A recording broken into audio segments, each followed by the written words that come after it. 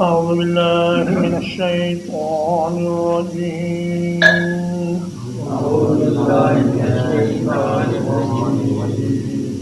فخسفنا به وبداره الأرض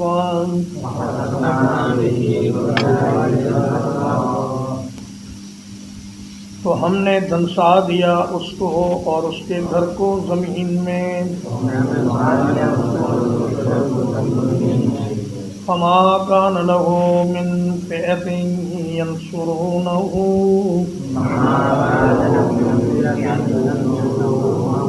تو نہ ہوئی اس کے لیے کوئی جماعت جو اس کی مدد کرتی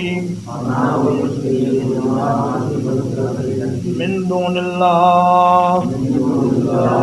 اللہ کے مقابلے میں وما كان من المنتصرین اور نہ ہی وہ اپنا بچاؤ کرنے والوں میں سے ہو سکا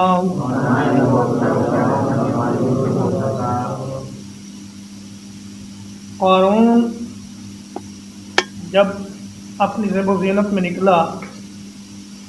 اور ایک سفید خچر پر نہایت قیمتی لباس پہن کر اپنے غلاموں اور لونڈیوں کو ہزاروں کی تعداد میں ریشمی لباس پہنا کر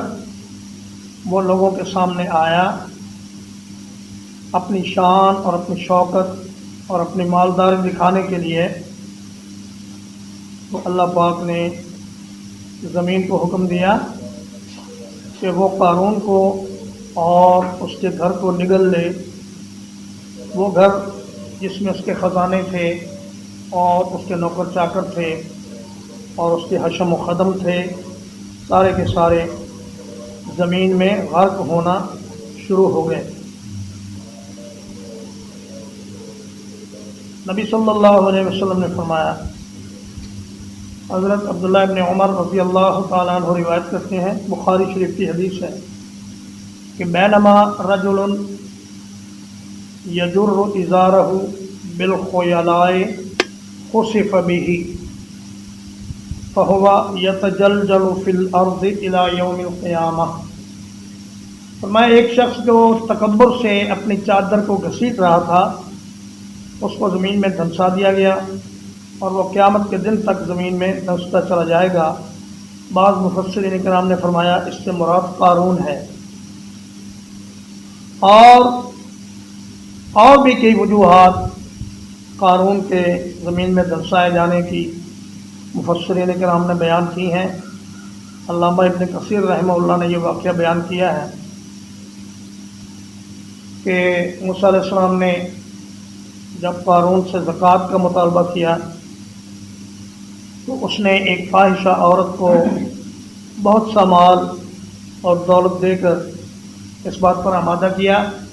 کہ جب موسیٰ علیہ السلام قوم میں کھڑے ہو کر واعظ کر رہے ہوں تو تم کھڑی ہو کر یہ کہنا کہ اے موسیٰ تم وہی ہونا جس نے میرے ساتھ فلاں فلاں موقع پر بدکاری کی تھی۔ تو چنانچہ اس نے ایسا ہی کیا۔ موسیٰ علیہ السلام اللہ کے ڈر سے کانپ اٹھے اور 2 رکعت نماز پڑھ کر انہوں نے اس عورت سے کہا کہ اے عورت اللہ سے ڈر جا اور صحیح واقعہ بیان کر کے معاملہ کیا ہے۔ تو اس نے کہا کہ مجھے قارون نے اتنے پیسے دیے تھے اور مجھے یہ الفاظ کہنے کے لیے کہا تھا۔ تو موسیٰ علیہ السلام نے اللہ سے دعا کی کہ یا اللہ اس قارون کو اس دنیا میں ہی مزہ چکھا دے۔ تو اللہ نے فرمایا کہ اے موسیٰ میں زمین کو پابند کر رہا ہوں کہ وہ تیرے حکم کی تعمیل کرے۔ چنانچہ موسیٰ علیہ السلام نے زمین کو حکم دیا کہ وہ قارون کو اور اس کے گھر کو زمین میں نگل لے۔ اسی طرح ایک واقعہ یہ بیان کیا ہے کہ ایک دن قارون کہنے لگا، اے موسیٰ اگر ایک فضیلت تمہارے پاس ہے تو ایک میرے پاس بھی ہے، تمہارے پاس نبوت ہے، میرے پاس مال و دولت ہے، تو آؤ ہم دونوں دعا کریں، ہم میں سے جو مقبول بارگاہ الہی ہوگا اس کی دعا قبول ہو جائے گی۔ پہلے قارون نے دعا کی، پھر موسیٰ علیہ السلام نے دعا کی۔ تو موسیٰ علیہ السلام کی دعا سے وہ گھٹنوں تک زمین میں گڑ گیا۔ پھر اور دعا کی تو وہ سارے کا سارا زمین میں چلا گیا۔ پھر آپ نے دعا کی کہ یا اللہ اس کے خزانے اور اس کے گھر بار اور اس کے نوکر چاکر سب کو زمین میں غرق کر دیں، تو سارے کے سارے غرق ہو گئے۔ بہر صورت یہ اسرائیلیات سے لیے گئے ہیں یہ واقعات۔ علامہ ابن کثیر نے یہ فرمایا ہے کہ میں نے بہت سے واقعات چھوڑ دیے ہیں کیونکہ ان واقعات کی تصدیق کا ہمارے پاس کوئی ذریعہ نہیں۔ علا کل حال جو بات پکی قرآن مجید سے معلوم ہے وہ یہ ہے کہ اللہ نے قارون کو اس کے تکبر اور اس کی ریاکاری کی وجہ سے زمین میں دنسا دیا، اور وہ قیامت تک زمین میں دھنستا چلا جائے گا۔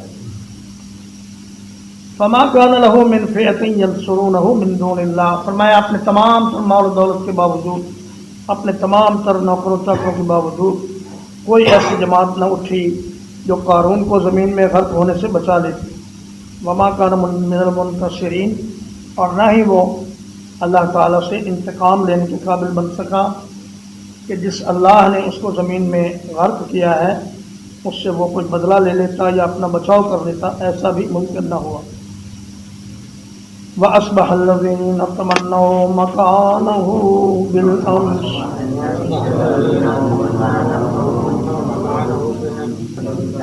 اور ان لوگوں نے اس حال میں صبح کی جنہوں نے قارون کے مرتبے کی کل تمنا کی تھی۔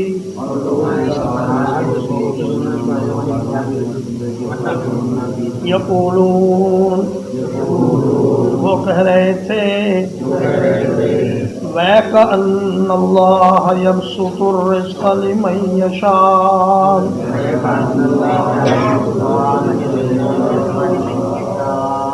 ہائے افسوس، ایسا معلوم ہوتا ہے کہ اللہ جس کو چاہتا ہے رزق فراخ کر دیتا ہے۔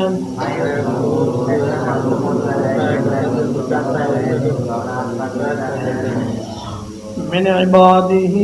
ویقدر، اپنے بندوں میں سے اور جس کا چاہتا ہے تنگ کر دیتا ہے۔ لولا امن اللہ علینا، اگر یہ بات نہ ہوتی کہ اللہ نے ہم پر احسان فرمایا، لخسف بنا، تو وہ ہمیں بھی زمین میں دھنسا دیتا۔ وَيْكَأَنَّهُ لَا يُفْلِحُ الْكَافِرُونَ، افسوس، ایسا معلوم ہوتا ہے کہ کافر نجات نہیں پاتے۔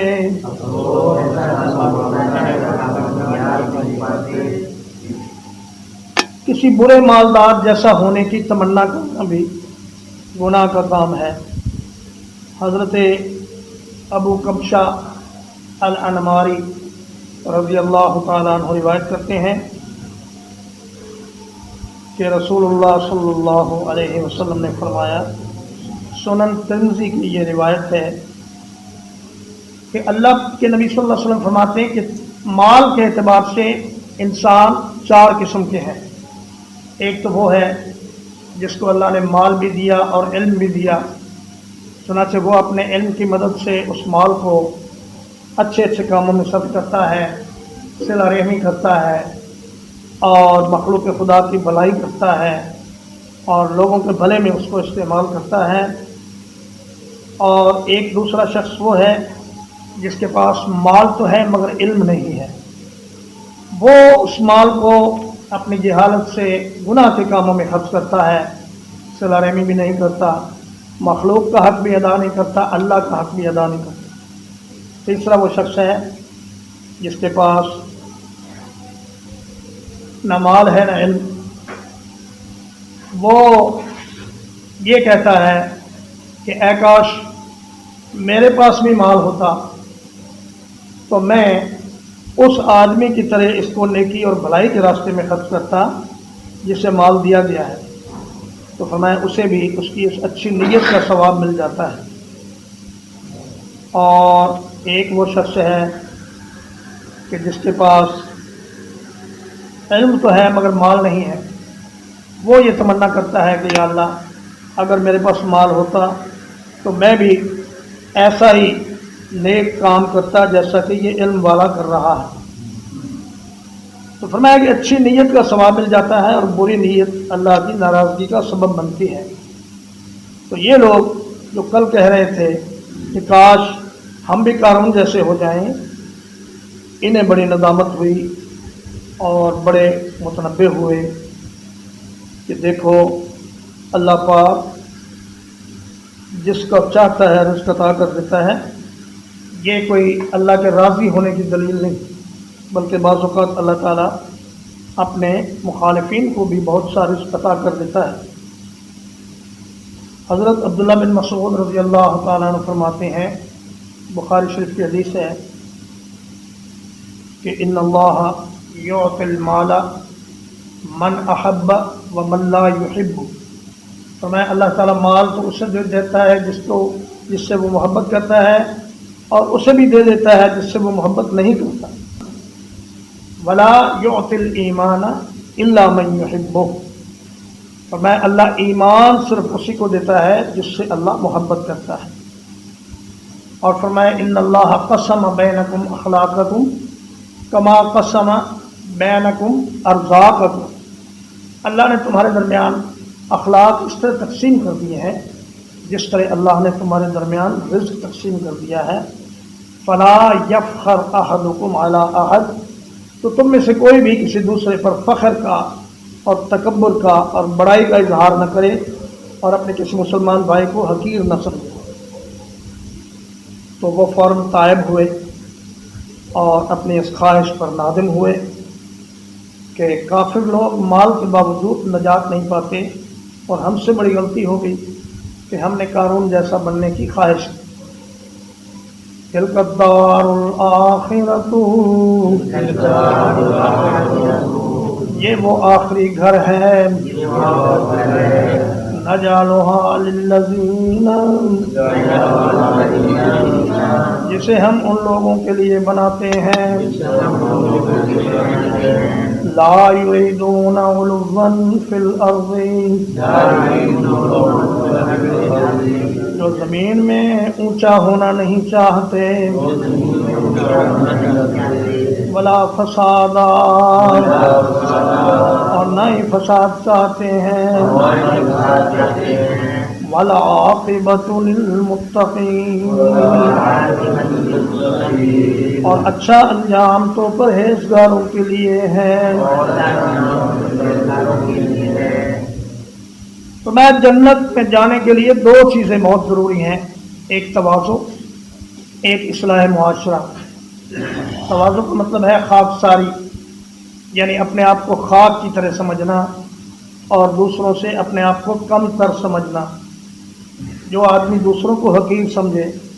اور خود کو دوسروں سے بڑا سمجھے وہ متکبر ہے، اور متکبر کے بارے میں اللہ کے نبی صلی اللہ علیہ وسلم کا فرمان ہے کہ لا يدخل الجنۃ من کان فی قلبہ مثقال حبۃ خردل من کبر، فرمایا جس آدمی کے دل میں ایک رائی کے دانے کے برابر بھی تکبر ہے وہ جنت میں نہیں جائے گا۔ تو آپ صلی اللہ علیہ وسلم نے فرمایا، اللہ نے میری طرف وحی فرمائی کہ اے میرے نبی آپ تواضع اختیار کریں اور اپنے آپ کو دوسروں کے مقابلے میں بڑا نہ بنائیں بلکہ متواضع ہو کر رہیں۔ تو فرمایا کہ آخرت کا یہ گھر، یہ آخری گھر یعنی جنت ان لوگوں کو ملے گی جو زمین میں کسی طرح کی بڑائی نہیں چاہتے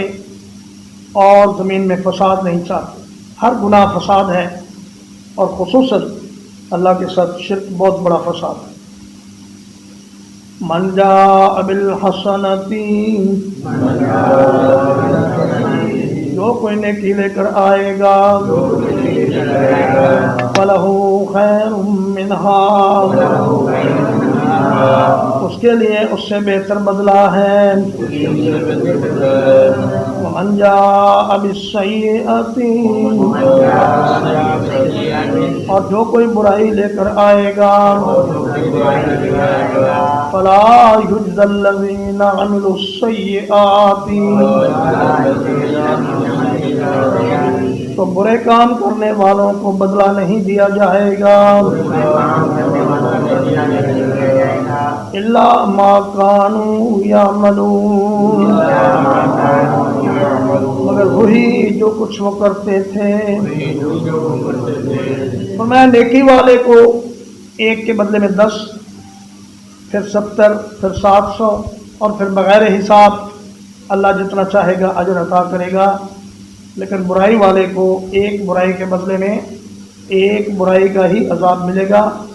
اور اگر اللہ چاہے تو برائی کو معاف بھی کر دے گا، اور برے لوگوں کی برائی میں اللہ کو اضافہ نہیں کرے گا، بلکہ ان کے جرم کے مطابق ہی ان کو سزا ملے گی، لیکن نیکی کرنے والوں کو ان کی نیکی سے کہیں بڑھ کر اجر و ثواب دیا جائے گا۔ ترجمہ ایک بات، فَخَسَفْنَا بِهِ وَبِدَارِهِ الْأَرْضَ، تو ہم نے قارون کو اور اس کے گھر کو زمین میں دھنسا دیا، فَمَا كَانَ لَهُ مِنْ فِئَةٍ، تو اس کے لیے کوئی جماعت نہ ہوئی، ينصرونه من دون اللہ، اللہ کے مقابلے میں اس کی مدد کرتی، وما كان من المنتصرین،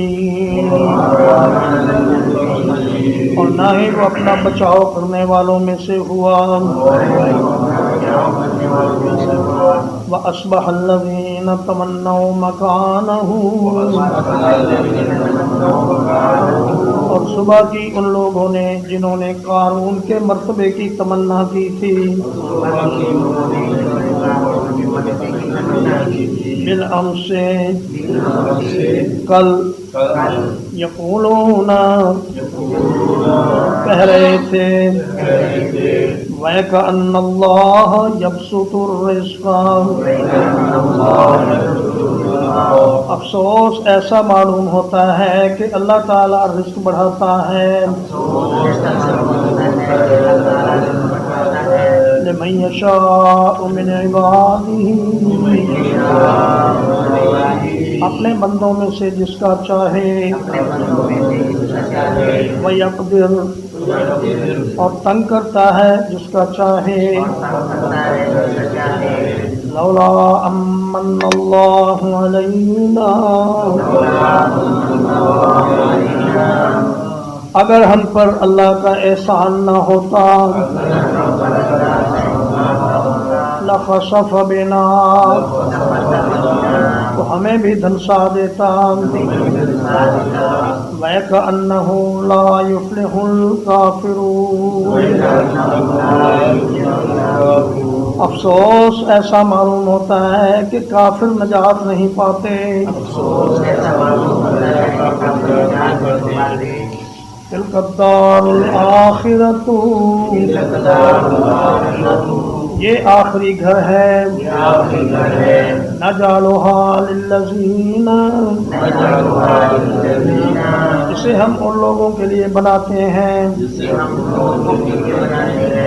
لا يريدون علوا في الارض،